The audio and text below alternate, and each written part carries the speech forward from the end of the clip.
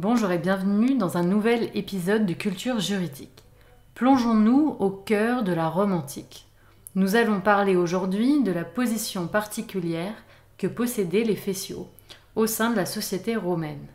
Ces prêtres, assemblés en collège, avaient une mission d'ordre religieuse, mais aussi, et c'est là que cela nous intéresse, une mission d'ordre juridique.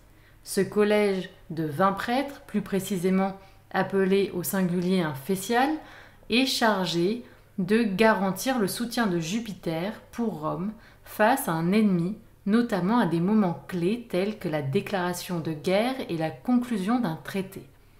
Cette mission juridique était entourée d'une procédure spécifique avec notamment des formules juridico-religieuses à la frontière avec l'ennemi concerné. Au bout d'un certain délai, les Fétiaux revenaient avec un javelot de Cornoiller en guise de symbole du début de guerre.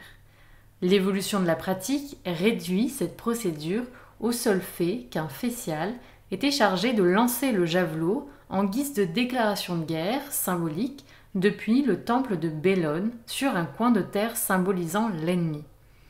Par la suite, c'est la pratique d'un lancer de javelot sur une colonne, la columna bellica, où le javelot était censé se briser.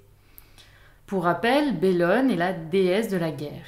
C'est d'ailleurs de son nom que vient le terme bellica, qui donnera par la suite en français des adjectifs liés à la guerre tels que bellicisme ou belliqueux. Les vestiges de ce temple sont encore visibles sur le champ de Mars à Rome.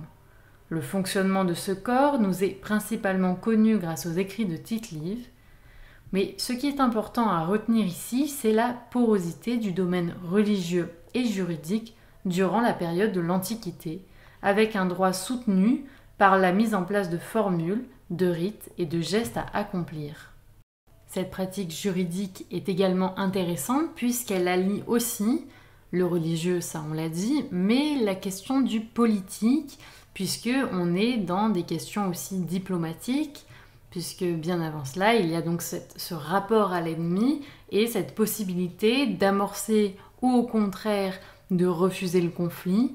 Et c'est là que le droit nous montre qu'il est à la confluence de tous les domaines et que bien évidemment la guerre et la paix, puisque c'est important de distinguer l'un et l'autre, et le droit qui entoure ce domaine comme cet autre domaine est important et fait partie des grands enjeux juridique, que cela soit depuis la Rome antique ou encore actuellement.